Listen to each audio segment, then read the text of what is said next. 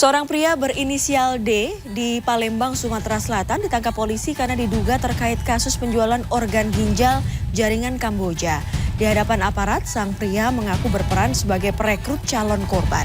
Sementara itu, Polda Metro Jaya menyatakan aparat kepolisian dan petugas imigrasi yang ditangkap dalam kasus penjualan ginjal internasional ini diduga menerima sejumlah uang pelicin dari sindikat untuk memperlancar pengiriman para korban ke Kamboja.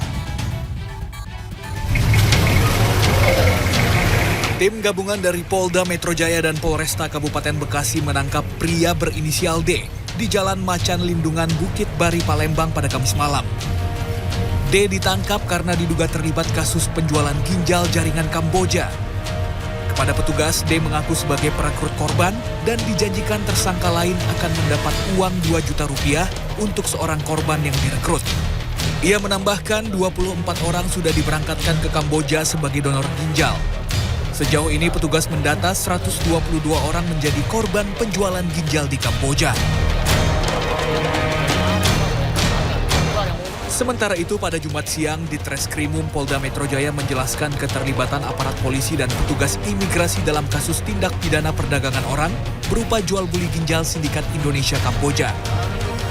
Polisi tersebut hanya menerima uang sebesar 612 juta rupiah dengan iming-iming terbebas dari jeratan hukum. Sedangkan petugas imigrasi berperan sebagai pemberi akses agar bisa lolos dari pemeriksaan petugas imigrasi saat berangkat ke negara Kamboja untuk pengambilan ginjal. Anggota ini ada yang mengenalkan supir Grab nih, kenalan daripada sindikat-sindikat ini. Udah, saya kenal salah satu anggota kepolisian yang informasinya bisa membantu agar tidak dilanjutkan kasusnya. Nah, kemudian yang satunya untuk oknum imigrasi ini pada saat keberangkatan. Ya, jadi yang bersangkutan ini ada istilahnya fast lane, cepat. Cepat. Kemudian memberikan sejumlah uang. Hengki Haryadi menambahkan bahwa rumah sakit yang digunakan para pelaku untuk bertransaksi dan mengambil ginjal merupakan rumah sakit militer bernama Preah Ketmealea yang terletak di Phnom Penh, Kamboja. Tim Liputan CNN Indonesia. Seorang pelaku curanmor babak belur dihakimi massa usai tertangkap tangan mencuri 1 unit sepeda motor yang tengah terparkir di area parkir liar di kawasan Kolong Roksi, Gambir, Jakarta Pusat. Sementara di Kota Padang Sidimpuan, Sumatera Utara, seorang remaja dianiaya oleh sekelompok orang secara brutal dengan senjata tajam dan benda tumpul lainnya. Selengkapnya kami rangkum dalam Kriminal 24 Jam.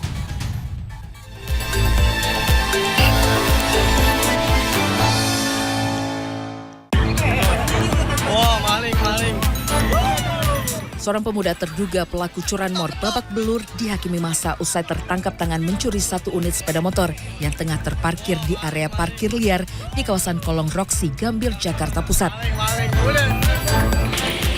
Menurut hasil pemeriksaan polisi, Jumat malam, pelaku mengaku nekat beraksi mencuri sepeda motor lantaran diajak oleh seorang rekannya.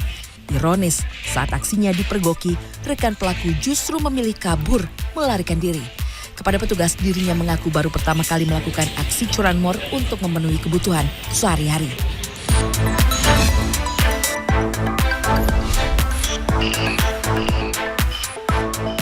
Seorang remaja dianiaya di Jalan Kenanga, Kota Padang Sidimpuan, Selasa malam 18 Juli. Korban yang mencoba menyelamatkan diri terus dikejar hingga ke sebuah rumah sakit. Di situ, korban kembali dianiaya menggunakan senjata tajam dan benda tumpul.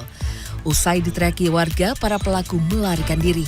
Sedangkan korban yang terluka di bagian kepala mendapatkan penanganan medis di rumah sakit.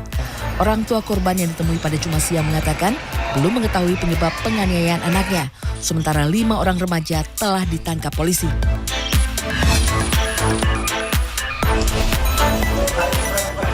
Berbekal rekaman CCTV, komplotan pencuri dengan modus ganjal ATM berhasil ditangkap polisi di Kecamatan Curug, Kabupaten Tangerang, Banten. Dari hasil pemeriksaan diketahui, komplotan ini sudah beraksi di 400 lokasi di Banten dan Jawa Barat dalam kurun waktu 1 tahun. Menurut keterangan polisi pada Jumat siang, modus yang digunakan komplotan ini adalah mengganjal mesin ATM dengan menggunakan tusuk gigi yang sudah dimodifikasi agar kartu ATM korban tersangkut. Tim Liputan CNN Indonesia.